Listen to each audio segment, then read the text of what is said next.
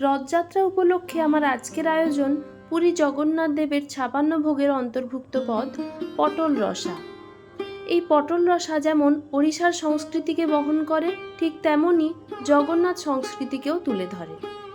তাহলে চলো এক নজরে দেখে নেওয়া যাক এই সাত্ত্বিক পদটি বানাতে কি কি উপকরণ আমাদের দরকার হচ্ছে। সবার প্রথমে এই পটল রসা বানানোর জন্য একটি মশলা প্রস্তুত করতে হবে। তার জন্য ব্লেন্ডিং জারে নিয়ে নিচ্ছি অল্প করে মৌরি, গোটা ধনে, নিয়ে নেব গোটা জিরে,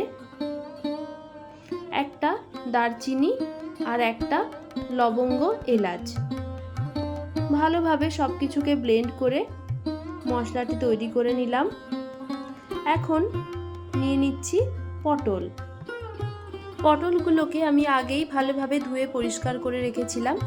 এখন দুই দিকের মুখটা কেটে নিয়ে এভাবে হালকা করে খোসা ছাড়িয়ে মাঝখান থেকে ডুমো ডুমো করে কেটে নেব। সম্পূর্ণ খোসা ছাড়ানোর প্রয়োজন নেই, হালকা করে ছাড়িয়ে নিলেই হবে। আমি যেহেতু আজকে অল্প করেই বানাচ্ছি সেই জন্য 5টা মতো পটল নিয়েছি। এবার এগুলোকে মাঝখান থেকে এইভাবে ডুমো ডুমো করে কেটে নেব।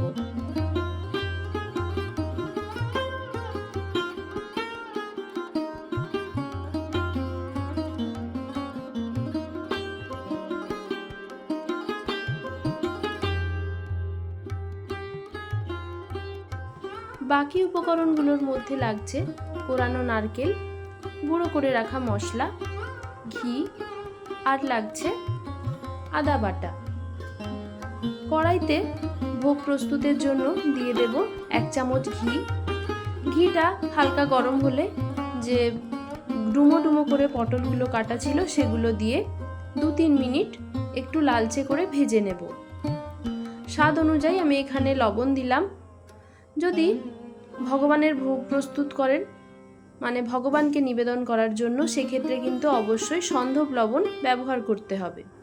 ঢাকা চাপা দিয়ে আমি মিনিট 2-3 এটাকে লালচে করে ভেজে নিলাম। এরপর দিচ্ছি আদা কুচি, দিয়ে দেব গুঁড়িয়ে রাখা মশলা। পুরো মশলাটা লাগছে না, আমি প্রয়োজন অনুযায়ী দিলাম। দিয়ে দেব কোরানো নারকেল। পুরো নারকেলটা না দিয়ে আমি অল্প কিছুটা রাখলাম। ভালোভাবে নেড়ে চেড়ে সব কিছুকে ভেজে নিতে হবে।